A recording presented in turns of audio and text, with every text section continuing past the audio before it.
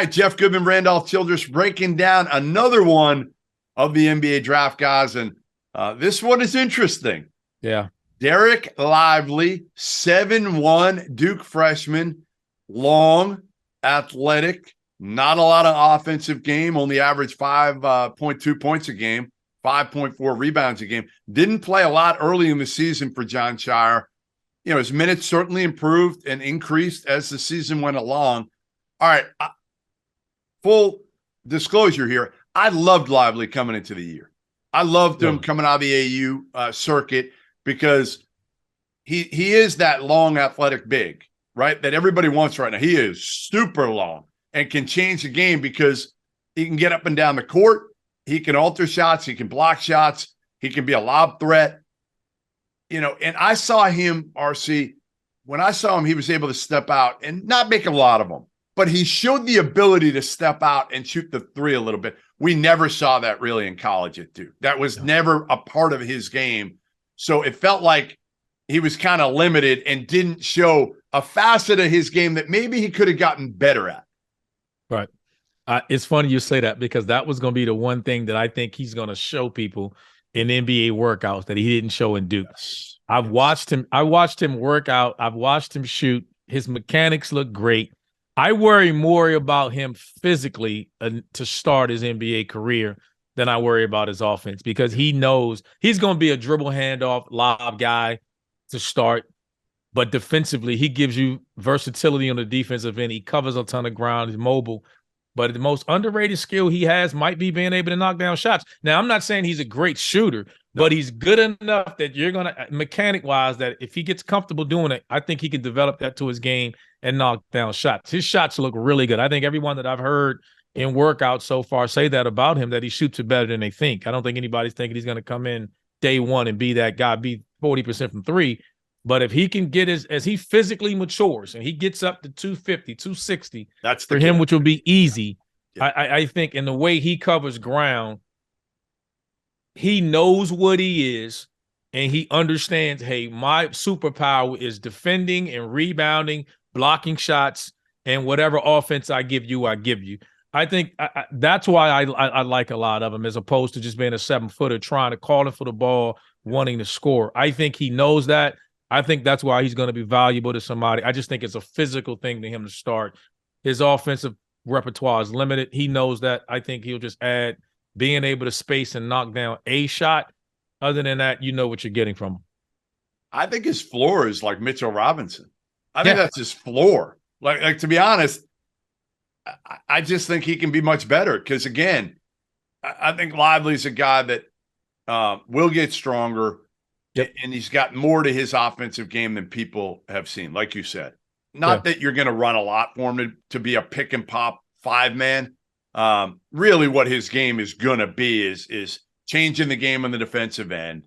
You know, like a Robert Williams type. But again, I feel like he can do more offensively than Robert Williams. Like if you sag off him, he can eventually make shots. Now, he's not as big, strong, and even as athletic as Robert Williams. That's the difference that I worry about, like you, is can he play in an NBA game today?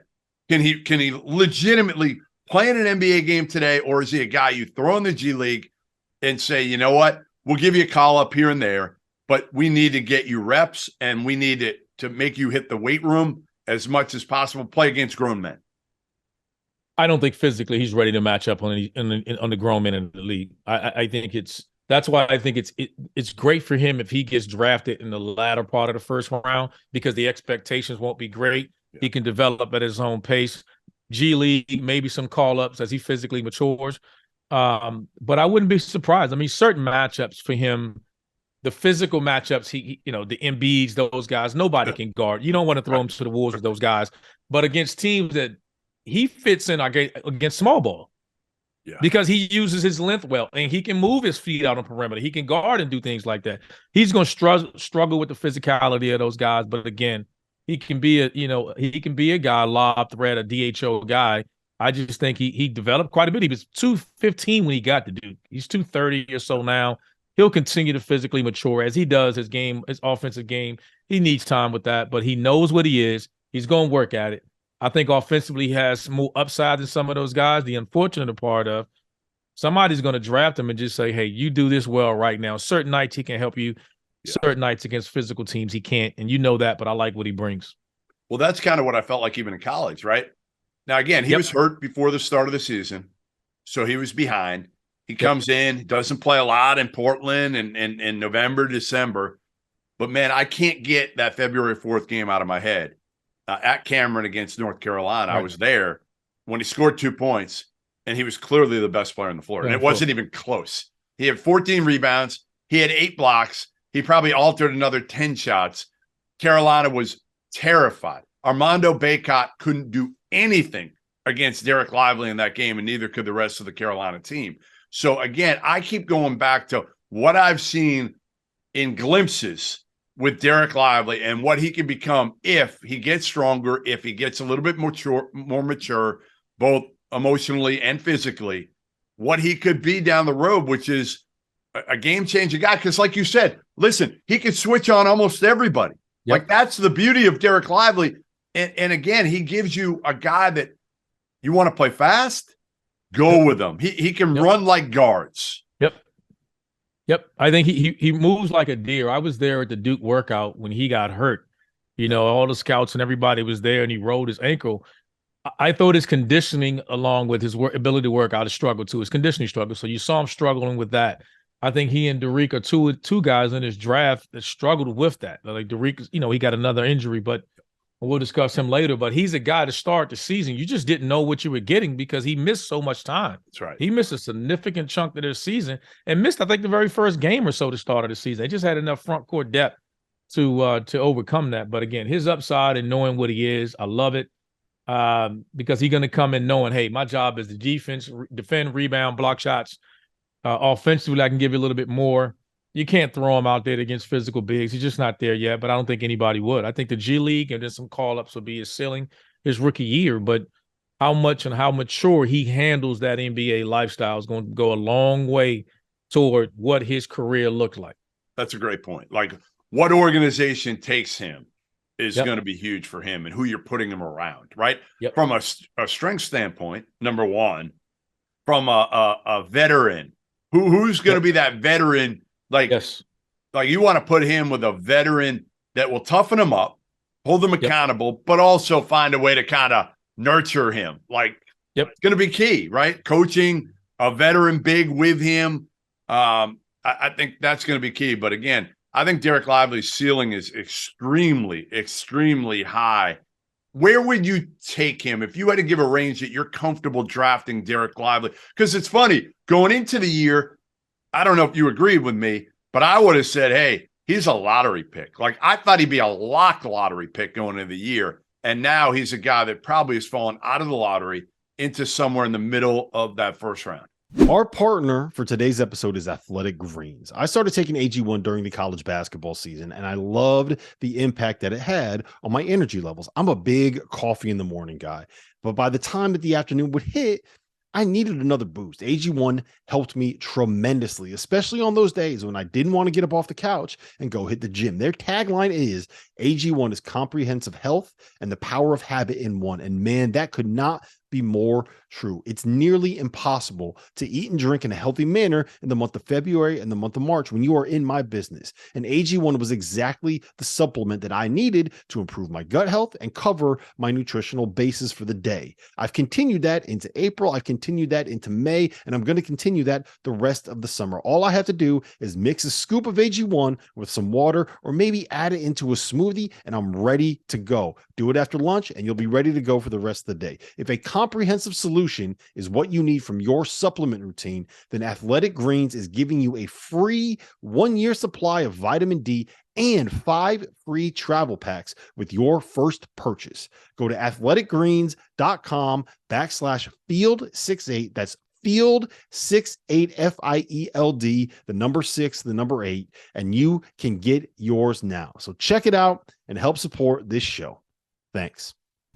I'll say this. If you look at the Phoenix Suns right now, would the Phoenix Suns take his mentality in a big like DeAndre Ayton? Yeah. Meaning that a big that with the players around me, you want a guy, hey, dribble handoff, lobs, defense and be happy with it. Like, that's what I think separates him. And why we say the team matters, because if you get a guy like an Aiden situation and he wants the ball, he wants to score, then it just doesn't work. And we're seeing that in the fence. And I know that, and we're talking about the college guys. He has shown you that even when he was the number one player in the country, I think his expectations, I was proud of what he became, because I think everyone thought of being a number one player, having never seen him, particularly going to Duke. You're expecting this offensive repertoire and all these things, and he's a defensive guy. And then when he was healthy and on, he changed games. He was a difference maker. I watched him. Like a good teammate. He seemed like a good teammate. Because you have to be to buy into those things, because those aren't the things that the average player wants to do anyway. Right. Hey, I'm going to get you open here. I'm going to screen. Jay, throw me the lob. I'm going to block this shot. I'm going to rim run. I've seen him rim run, guard have to take him, and then tell his guard to ISO the big on the switch. I'm going to get the rebound.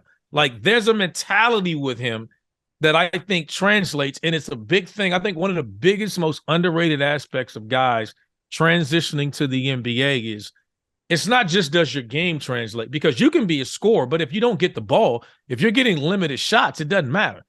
Defense, rebounding, understanding that, and the versatility to switch translates. Yeah.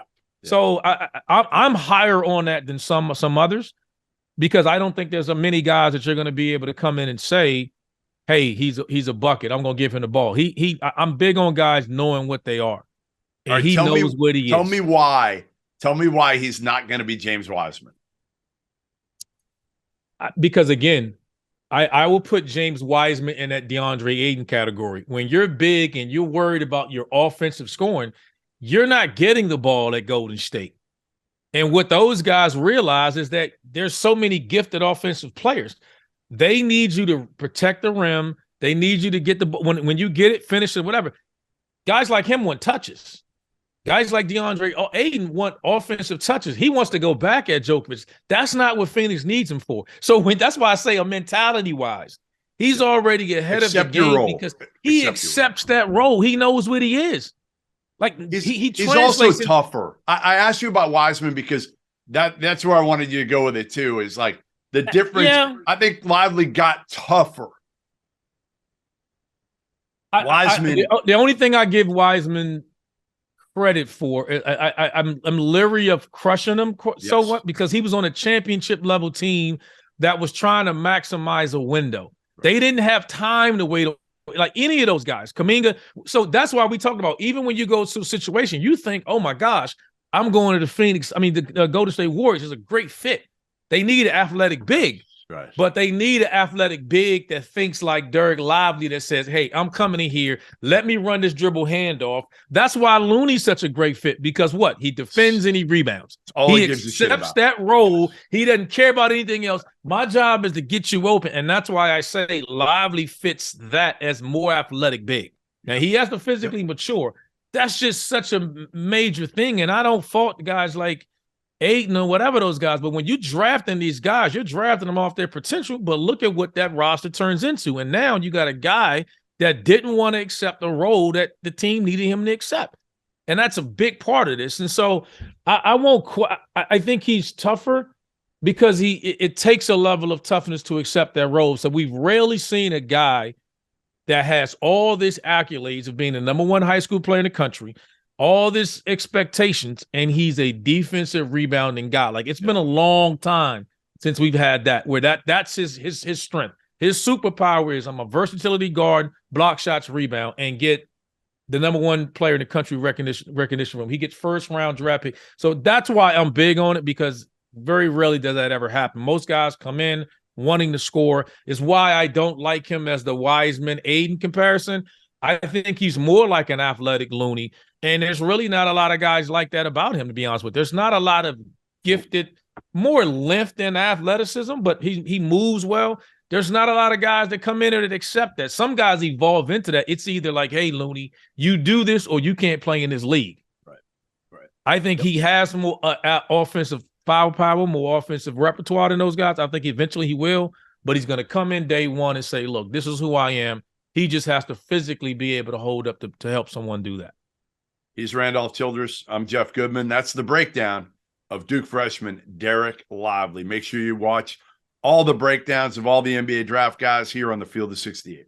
Thank you for watching the Field of 68. If you've enjoyed what you've seen here, hit that like button, share this link with your friends, or check out the description for some other places that you can consume Field of 68 content.